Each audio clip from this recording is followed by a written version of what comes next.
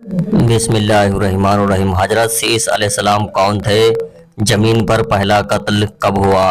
واقعہ 2۔ پہلا پارٹ ضرور سنیں، تبھی آپ کو مکمل ویڈیو کی معلومات ہوگی۔ تو چلیے واقعہ شروع کرتے ہیں۔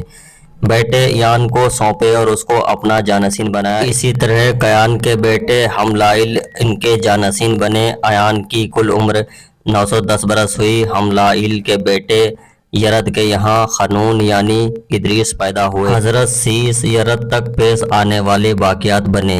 حملائل کے دور میں نئی نئی بستیاں بسائی گئیں اور ان میں نئے نئے صنعتیں کی شروعات ہوئی۔ اجمی لوگ انہی کے بارے میں خیال ہے کہ یہ 7 ولایتوں کے بادشاہ بنے۔ انہوں نے ابلیس کے لشکر پر سختی کی اور اسے پہاڑوں کی وادیوں میں مار بھگایا، سرکش اور کافر جنوں کی موت کے گھاٹ اتار دیا۔ حملائل پہلے سخت تھے۔ انہوں نے جنگلات کٹوا کر شہروں اور قلعوں کی بنیاد ڈالی اور مسجدیں بنوائیں۔ جو شہر بسائے اس میں بابل اور کوفہ ہے، پاس اور سوس خاص ہے۔ اس سے سب سے پہلے خانے لوہا نکالنے کی شروعات کی آپ کے زمانے میں ہوئی اور اس کے کئی طرح کے ہتھیار بنائے گئے۔ پانی کو جمع کر باندھ بنائے گئے جس میں لوگوں کو کھیتی کرنے میں دلچسپی پیدا ہوئی۔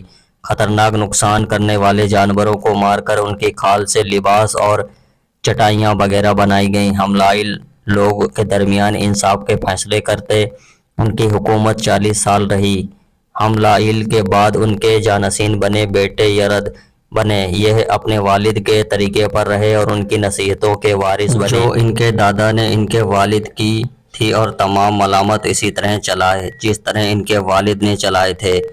قابیل کی اولاد کا حال یہ تھا کہ حضرت سیس اور ان کی اولادوں کا بیان اب میدانی لوگوں کی طرف چلتے تھے اور قابیل کی اولاد تھے۔ قابیل کے عذاب میں کچھ ڈھیل دی گئی اور اس کو مہلت دی گئی۔ وہ میدانی علاقوں کی طرف چلا گیا، وہاں اس کے بہت سی اولادیں ہوئیں۔ اس کے علاوہ ایک لڑکا انوک پیدا ہوا۔ انوک نے یہاں اس کا بیٹا اندر پیدا ہوا۔ اس سے ہواویل اور مہاویل سے متوسیل پیدا ہوا۔ قابیل کی اولاد میں سے ایک شخص تولاب نامی تھا جس نے سارنگی، ڈھپ اور ڈھول وغیرہ ایجاد کیے، اور توبیلین کا نام ایک آدمی نے لوہے کی پیتل کی کاریگری شروع کی۔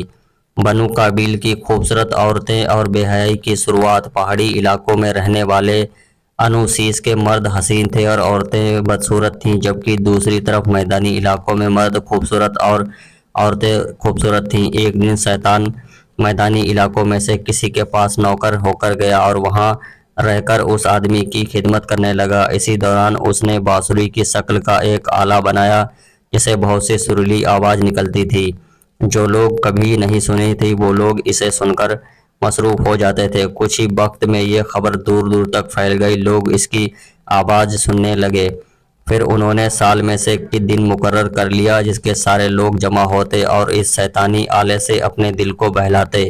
عورتیں خوب سج دھج کر نکلتیں اور سب کو لبھاتی۔ ایک دن کسی جھگڑے کی وجہ سے ایک پہاڑی شخص نے ان پر حملہ کر دیا۔ وہ ان کی عورتوں کی خوبصورتی دیکھ کر حیران رہ گیا۔ اس نے جا کر اپنے ساتھیوں کو بتایا، لہٰذا کچھ پہاڑی لوگ میدانی علاقوں میں رہنے والی عورتوں کی خوبصورتی دیکھنے چلے گئے اور جا کر بدکاری میں پڑ گئے۔ انہوں نے آپس میں شادیاں بھی شروع کر دیں جس میں ان کی تعداد بہت بڑھ گئی اور بہت سے لوگ سرکش اور نافرمان ہو گئے۔ یہ لوگ ہی طوفان نوح میں ہلاک کیے گئے۔